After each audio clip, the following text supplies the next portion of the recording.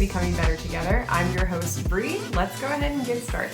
Today I want to go back in time and I want to talk about a teacher I had in 6th grade that introduced me to a practice, introduced me to a skill that I now use today, every single day, that has truly, truly helped me in adult life.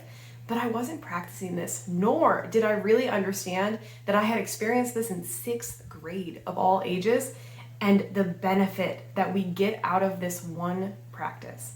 And so let me take you back a little bit. I was in 6th grade. I had just changed school districts for the first time. And so I was meeting brand new people. I was kind of a shy kid, honestly. I was very, very shy. And so my sister was not very shy, and she's about 5 years older than me. She talked for me for probably about 14 years of my life. And so when I was in 6th grade, I think we're about 12 then, I was pretty shy and I didn't talk to that many people. And so it was a whole new school, it was hundreds of new students, and I was just trying to stay in my lane and not really shake anything, not really get recognized, just exist and just try to blend in, right? Maybe you were one of those kids too, and in adult life, you've become a little more social.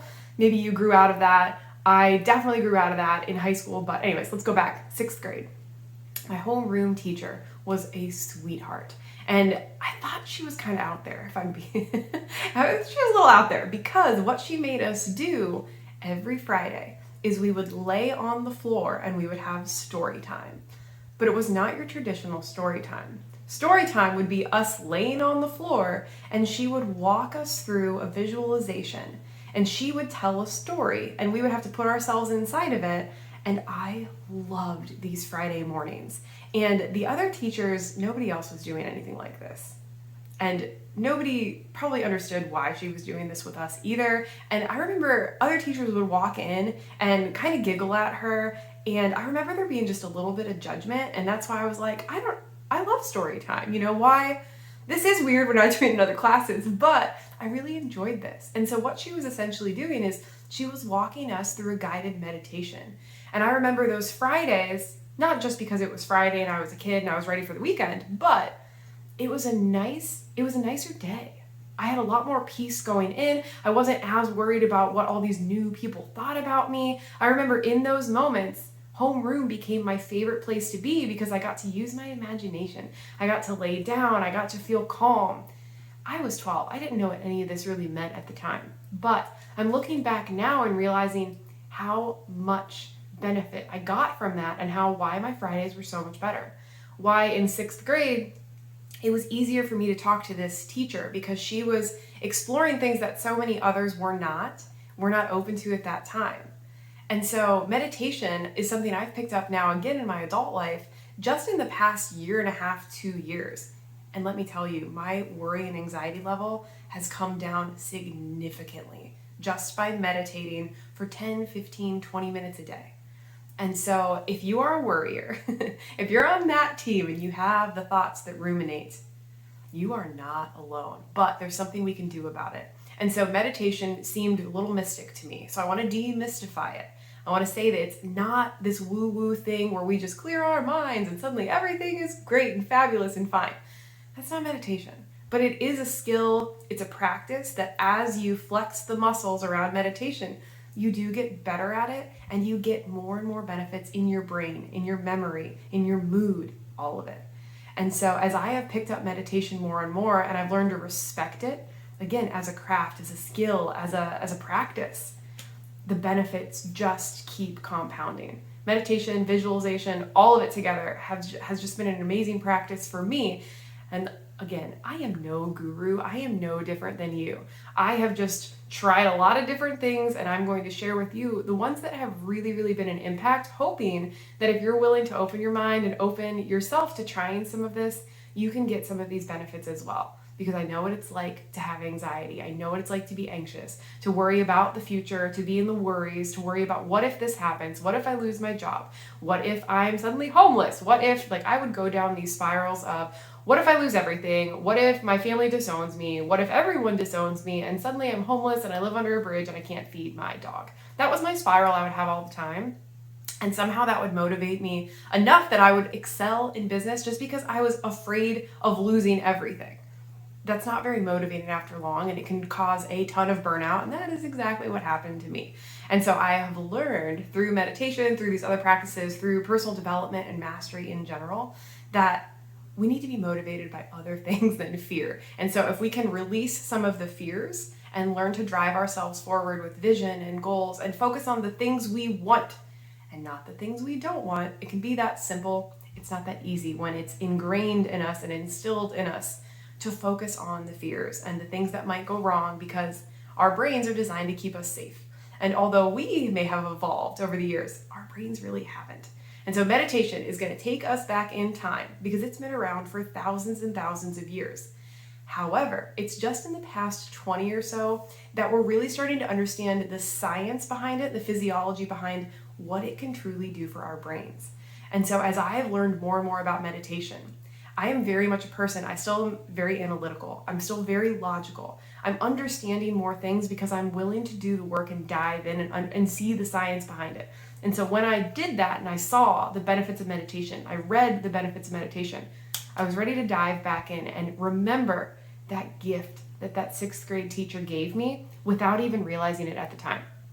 Okay, so I've been meditating more and more, and hopefully this can help you. So if you've never done this, today is your invitation. Just give it a shot. And you're probably going to think you fail in the beginning, and there is no right or wrong way to do meditation. I promise. If you feel like you're doing it wrong, you are not. You're probably still doing it right. The very act of sitting yourself down and just being present with your thoughts and yourself, that's all it takes in the beginning, because it really does help raise the awareness of what are these thoughts that I keep spinning on, that I keep ruminating on, that are not serving me. And here's the thing too. This is what changed me and my understanding. We are not our thoughts. And so if you have a thought, we do not have to attach to it. And so meditation as a practice, one of my favorite techniques, there's all kinds of different ones, but my favorite one is called noting, and where you learn to see a thought and you just note it. You say, aha, I see you there, and then you release it. And so you don't have to attach yourself and claim everything that comes through your head is true, because we think a lot of thoughts a day. And I swear women think a lot more thoughts than men. So if you're my girls, you're probably laughing, and hopefully you're watching this maybe with your spouse. I'll have the conversation. We're sitting at a stoplight and I'll be like, what are you thinking about right now, to my partner? And he'll be like, the stoplight. And I'll be like, what is life? And what is meditation? And what is the meaning of being here? And I'll be like running around through all these thoughts. So I spin in thoughts all the time. So anyways, meditation can help slow things down and teach you that we are not our thoughts. We don't have to, just because we have one, we don't have to claim it as true and say, this is who I am, this is part of me. We can let it go. And so this noting technique, what I want you to do if you've never tried meditation, first of all, there are many resources out there that you can get free meditations that will guide you through the process, so it doesn't seem so mysterious and you don't have those questions at the end of, am I doing this right? Am I doing this wrong? I don't really know what I got out of it. My mind was everywhere and I just sat myself down and breathed, but I guess that's okay. It is, I promise. And so you can go on YouTube, find plenty. Netflix has an amazing special called Headspace, A Guide to Meditation. And I think it walks you through 8 episodes with different techniques. It'll give you a visual about how it works, and then it'll walk you through about a 10-minute meditation. If you have Netflix, if you've never tried this, or you want to deepen your experience, I highly, highly, highly, highly recommend this. All right. Otherwise, use YouTube. It's all free. Find people that you like and go through these guided meditations and just give it a shot. And so if you've never tried, let me explain it to you. What I want you to envision is meditation is like you are sitting on the side of a cliffside, and below you there's just a road with cars on it. They're going in both directions, and your goal is to be the observer on the cliffside, just watching the cars go by. And the cars represent your thoughts. And so if we just sit as an observer and just observe our thoughts, sometimes we're going to see a car and we're going to get distracted by it, and we're going to follow that car down the path for a while. We're going to follow it down the road. But the goal here with noting is to recognize when you're, oops, I'm in the car, and you just come back to the cliffside and come back to par and come back and be the observer. And if you can learn to do that, you can do the exact same thing with your worries, with your fears, with anything that you have been ruminating in, that you have been spiraling on and spinning in. You can learn to release them, not get emotional about it, not have to get the feelings associated with it, and learn to just say, yes, I see you, but I'm going to let you go and I'm going to change my focus to something else. And this has absolutely changed the game for me because, again, I was a ruminator. I would focus on one thing and I would worry about becoming homeless and not being able to feed my dog, and I would spin. And so I would be caught in the big three.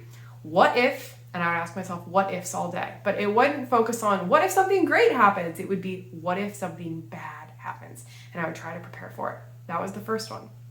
The second of the big three is, and then what? And so I would be doing an activity and then I would be trying to figure out what came next and then what? And then what? What do I need to prepare for? What meeting do I need to worry about next? So I would be in a present meeting worried about the next one in case I wasn't ready, in case I showed up on the wrong time or with the wrong person or on whatever.